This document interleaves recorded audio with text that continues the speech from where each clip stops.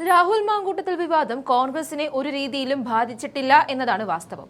Polling പൂർത്തിയായതിനു പിന്നാലെ ശക്തമായ UDF തരംഗം ആഞ്ഞടിക്കാൻ പോവുകയാണെന്ന റിപ്പോർട്ടുകൾക്കിടയിൽ രാഹുൽ മാങ്കൂട്ടത്തിൽ വീണ്ടും കോൺഗ്രസിലേക്ക് മടങ്ങും.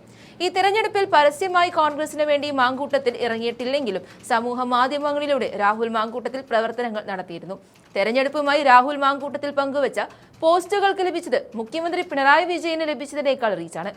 ഇന്നും കോൺഗ്രസ് അണികൾക്കിടയിൽ രാഹുൽ മാങ്കൂട്ടത്തിനുള്ള സ്വാധീനമാണ് അത് തെളിയിക്കുന്നത്. ഇനി രാഹുലിന്റെ തിരിച്ചുവരവിനാണ് അണികൾ കാത്തിരിക്കുന്നത്. കോടതിയിൽ നിന്നും ഉണ്ടായിട്ടുള്ള അനുകൂല പരാമർശങ്ങൾ കേസിനെ ദുർബലമാക്കിയിട്ടുണ്ട്. കോടതിയിൽ തെളിവുകളുടെ അപര്യാപ്തത കേസ് തള്ളുന്നതിലേക്കാണ് വിരൽ ചൂണ്ടുന്നത്. ഈ സാഹചര്യത്തിൽ മാസങ്ങൾക്കുള്ളിൽ തന്നെ രാഹുൽ മാങ്കൂട്ടത്തിൽ കോൺഗ്രസിലേക്ക് മടങ്ങുമെന്ന് ഉറപ്പാണ്.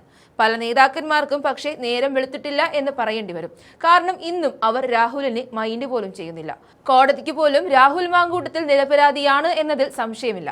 രാഹുലിന്റെ ജാമ്യാപേക്ഷ പരിഗണിക്കുന്ന വേളയിൽ പോലും കോടതി ഇക്കാര്യം ചൂണ്ടിക്കാണിക്കുന്നുണ്ട്.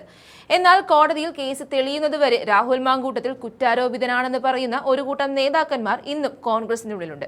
അതിൽ ഒരാളാണ് കരുനാഗപ്പള്ളി MLA CR മഹേഷ്. കരുനാഗപ്പള്ളി നമുക്കറിയാം, മഹേഷ് വരുന്നതുവരെ ഇടതുപക്ഷത്തിന്റെ ഉറച്ച ഇടമായിരുന്നു.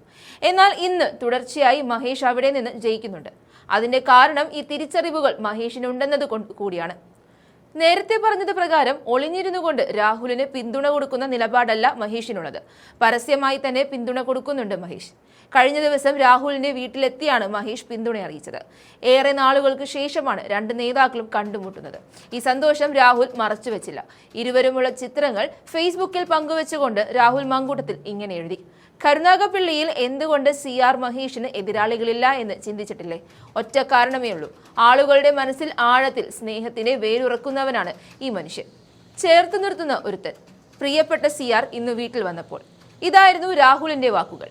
ആ വരികൾക്കിടയിൽ ഒളിഞ്ഞിരിക്കുന്ന സന്തോഷവും അത്ഭുതവുമെല്ലാം നമുക്ക് ഊഹിക്കാവുന്നതേ ഉള്ളൂ. ജീവനെ പോലെ കൊണ്ടു നടന്ന പാർട്ടി തള്ളി പറഞ്ഞിട്ടും പുറത്താക്കിയിട്ടും ഇന്നും ഒരക്ഷരം പോലും രാഹുൽ കോൺഗ്രസിനെതിരെ പറഞ്ഞിട്ടില്ല.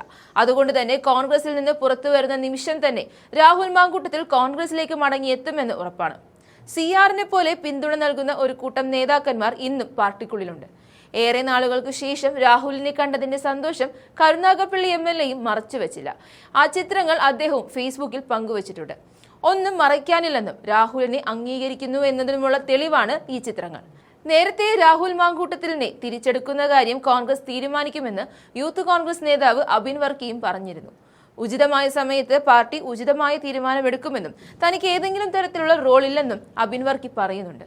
രാഹുലിനെ പുറത്താക്കിയ ഘടകത്തിലും തിരിച്ചെടുക്കുന്ന ഘടകത്തിലും താനില്ല. വ്യക്തിപരമായ താല്പര്യങ്ങൾ നേരത്തെ പറഞ്ഞിട്ടുണ്ടെന്നും തനിക്ക് ഏതെങ്കിലും തരത്തിലുള്ള റോൾ ഇല്ലെന്നും അബിൻ വർക്കി വ്യക്തമാക്കിയിട്ടുണ്ട്. കഴിഞ്ഞ വർഷം ഡിസംബർ 4-നാണ് രാഹുൽ മാങ്കൂട്ടത്തിലിനെ കോൺഗ്രസ് പ്രാഥമിക അംഗത്വത്തിൽ നിന്നും പുറത്താക്കിയത്.